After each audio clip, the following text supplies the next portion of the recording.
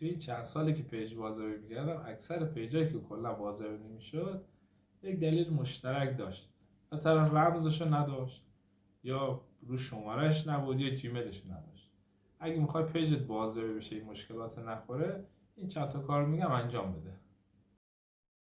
خب از این بخش تنظیماتی میزنین مرکز حساب. بعد رو مرکز حساب زدین پایین ترش گذرواژه و امنیت، و بعد رو بررسی امنیتی میزنین. بعد رو پیجتون که پیج مورد نظر میزنین، اینجا 4 گزینه داره: گذرواژه، ایمیل، شماره تلفن همراه و اعراض هویت دومه. روی ایمیل میزنین. بعد حتما روی ایمیل متصل باشه، یک ایمیلی که داری متصل باشه. بعد رو شماره تلفن که حتما باید باشه. اینجا اعراض هویت دو عاملی هم داره.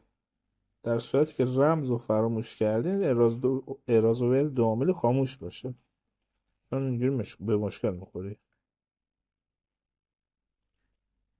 4 مورد باید اصلا داشت.